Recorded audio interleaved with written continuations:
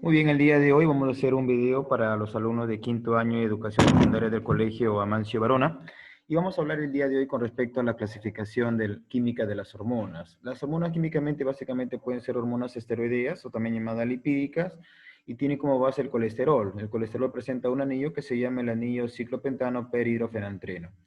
Dentro de las hormonas esteroideas encontramos el grupo de los mineralocorticoides, como la aldosterona, que reabsorbe el sodio y elimina el potasio a nivel del túbulo contornado distal. La DOCA, también llamada desoxicorticosterona, y además tenemos el grupo de los glucocorticoides, ¿no? Las hormonas del estrés. Por ejemplo, aquí la hormona del estrés sería el cortisol, ¿no? El cortisol tiene tres efectos como ser antiinflamatorio, un efecto antipirético y además tiene un efecto analgésico, alivia el dolor, ¿no?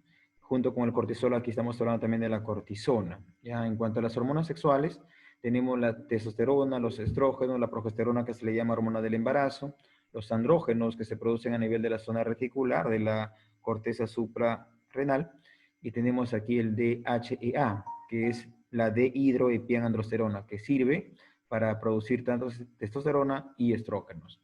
La vitamina D, el calcitriol y el óxido nítrico NO, que se considera un vasodilatador, ¿verdad? Entonces serían hormonas esteroideas. Entonces pasamos a las hormonas aminas biológicas, que tienen como base los aminoácidos esenciales, como por ejemplo la tirosina.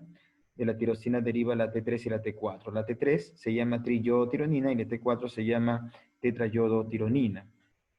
¿De acuerdo? A la T4 también se le llama tiroxina, ¿no? Estas dos hormonas son producidas por la glándula tiroides. Luego tenemos la adrenalina, que también se llama epinefrina, la noradrenalina o norepinefrina y la dopamina. Estas tres hormonas la produce, obviamente, la médula suprarrenal. Se le consideran como catecolaminas.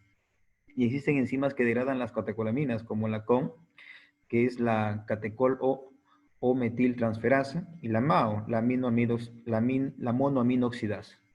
También tenemos el siguiente aminoácido esencial como la histidina, ¿no? Aquí estamos hablando de la histidina deriva la histamina, y la histamina es producida por los mastocitos o células cebadas o células de Ehrlich. Además también tenemos el triptófano, y de aquí deriva la serotonina y la melatonina que la produce la glándula pineal, o también llamada epífisis. El siguiente grupo de hormonas son las hormonas peptídicas o proteínas. Aquí tenemos hormonas hipotalámicas, como por ejemplo hormonas inhibidoras, ¿no? Que básicamente bloquean la salida de las hormonas de la adipófisis, como son la GHIH, la somatostatina, ¿no? O también llamada hormona inhibidora de la hormona del crecimiento. La PIH, la dopamina, que es la PIH, ¿no? Que es una hormona inhibidora de la prolactina. Ahí está. La hormona liberadoras, son las que liberan las hormonas de la adipófisis. Aquí estamos hablando de la GHRH, como la somatocrinina, que es la hormona liberadora de la hormona del crecimiento. La GNRH, que es la hormona liberadora de las gonadotropinas. La TRH, que es la hormona liberadora de la tireotropina. La LHRH, hormona liberadora de la hormona luteinizante. Y CRH, la hormona liberadora de la corticotropina. También tenemos dentro de las hormonas hipotalámicas la oxitocina, que lo produce los núcleos paraventriculares del hipotálamo, y la antidiurética, también llamada vasopresina o ADH, lo produce los núcleos supraópticos del hipotálamo. En cuanto a las hormonas hipofisiarias que la produce la glándula hipófisis o pituitaria, exactamente hay una porción que produce las hormonas que se llaman adenihipófisis, y la adenihipófisis produce la adrenocorticotropina, la ACTH, la tirotropina, la TSH, la folículo estimulante, también llamada folículo estimulante o gonadotropina A, la luteinizante o LH o gonadotropina B, la prolactina o mamotropina o la también llamada gonadotropina C. Aquí también está la somatotropina, la hormona del crecimiento, el STH o GH, y la melanotropina, que también se llama MSH o también llamada hormona estimulante de los melanocitos. Dentro de las hormonas pancreáticas, obviamente encontramos los islotes de Langerhans, que representan el 1% del peso del páncreas, y es quien produce las hormonas, como por ejemplo aquí encontramos las células alfa, que producen glucagón, y el glucagón es una hormona hiperglucemiante. Las células beta, que producen insulina, y la insulina es una hormona hipoglucemiante. Las células delta, que producen una hormona llamada somatostatina, y la somatostatina básicamente está relacionada con el control de las células alfa y las células beta, es decir, controla la secreción tanto de la insulina como glucagón. Y las células F o P, producen el polipéptido pancreático humano, que son hormonas que regulan la secreción de la somatostatina.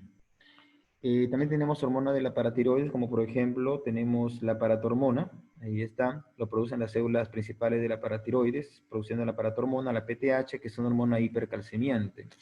Las hormonas de la tiroides tenemos la calcitonina o la tirocalcitonina, que es una hormona hipocalcemiante.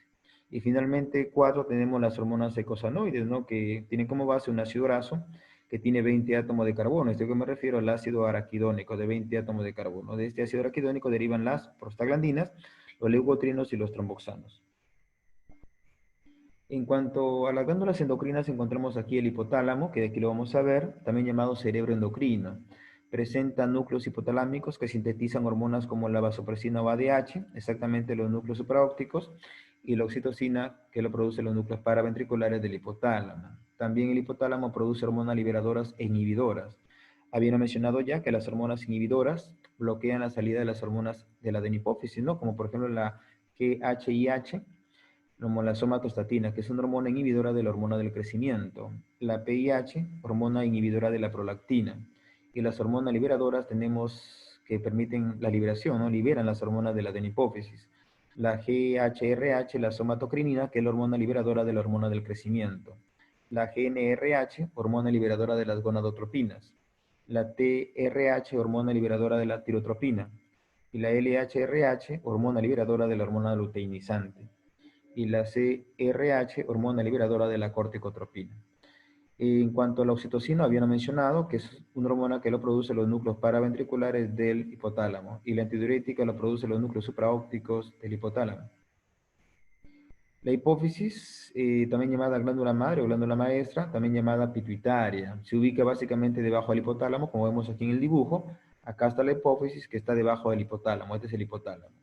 Y se une con la hipófisis por el tallo hipofisiario, ¿no? Recuerda que el hipotálamo se une con la hipófisis a través de un tallo hipofisiario, o también llamado infundíbulo. Ahí está. La glándula hipófisis se ubica básicamente en la silla turca del hueso esfenoides y está rodeado por meninges. Es la única glándula endocrina que está rodeada por meninges. Ahí está. Mide 1 centímetro por 1,5 centímetros y tiene un espesor de 0,5 centímetros. Con respecto al peso, pesa 0,5 gramos en los varones y 1,5 gramos en las mujeres multíparas, o sea que ha tenido muchos partos. La hipófisis presenta dos porciones, una parte anterior que se llama adenipófisis, que básicamente deriva de la bolsa de Reich del ectodermo, y la neurohipófisis o hipófisis posterior que deriva del neuroectodermo. Hay que decir que la adenipófisis produce las hormonas, mientras que la neurohipófisis o hipófisis posterior, aquí se almacenan las hipófisis que provienen del hipotálamo. En cuanto a la hipófisis, vemos aquí que en la parte superior encontramos el hipotálamo y presenta sus núcleos, ¿no? Como los núcleos paraventriculares que van a producir la oxitocina y luego se van a almacenar en la neurohipófisis. Y encontramos aquí también los núcleos supraópticos que producen la antidiurética o ADH, ¿no? Que luego también se depositan y se almacenan en la neurohipófisis. Como vemos allí, esto ya sería la hipófisis, que la parte anterior se llama adenipófisis y la parte posterior se llama neurohipófisis. Ahora, la adenipófisis básicamente está compuesta por 3 derivados de la bolsa de Reich. Está compuesta por las pars distales, que es la porción más amplia, la pars intermedia y la pars tuberalis, mientras que la neurohipófisis está compuesta por 3 derivados del neuroectodermo, como son la pars nervosa, el infundíbulo y la eminencia media. Esta es la porción anterior que se llama adenipófisis, que representa el 85% de la glándula hipófisis, y la neurohipófisis, que representa el 15% de la hipófisis. Muy bien, la adenipófisis básicamente, como habíamos dicho, está compuesta por 3 derivados de la bolsa del Reich. Tenemos las pars distales, la pars intermedia y la pars tuberalis. La pars distales presenta células acidófilas, como por ejemplo somatotropas, que secretan la hormona del crecimiento, las mamotropas, que secretan la hormona prolactina, o la PRL, y las células basófilas, que pueden ser corticotropas, que secretan la hormona adenocorticotropina, o pueden ser gonadotropas, que secretan la hormona folículo estimulante y la luteinizante, y las tirotropas, que secretan la hormona estimulante de la tiroides, la TSH. Y finalmente, luego de hablar de las células acidófilas, células basófilas, encontramos las células cromófogas. Luego de la par distalis encontramos la pars intermedia, que sintetizan la prehormona, llamada propiopiomelanocortina. Propiopiomelanocortina, la POMC, que se segmenta y forma la hormona estimulante del melanocito, también llamada MSH, hormona estimulante de los melanocitos, que está encargado del oscurecimiento de la piel. La pars tuberalis secreta básicamente la folículo estimulante y luteinizante, pero en menor cantidad. Luego que hemos hablado de la adenipófisis, la neurohipófisis está formada por 3 derivados del neuroectodermo: la pars nervosa, el infundíbulo y la eminencia media. En cuanto a la adenipófisis, produce hormonas, cerca de 7 hormonas, como por ejemplo tenemos la hormona del crecimiento, también llamada somatotropina, la STH o la GH.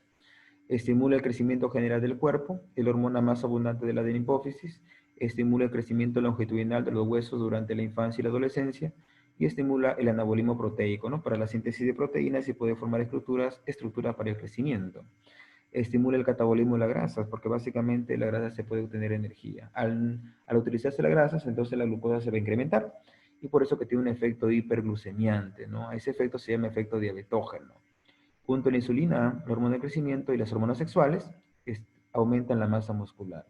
Cuando hay una hipersecreción de la hormona de crecimiento en niños, causará el gigantismo. Cuando hay una hipersecreción en adultos de la hormona, causará la acromegalia. Y cuando hay una hiposecreción de la STH en los niños, causará el enanismo hipoficiario o enanismo pituitario.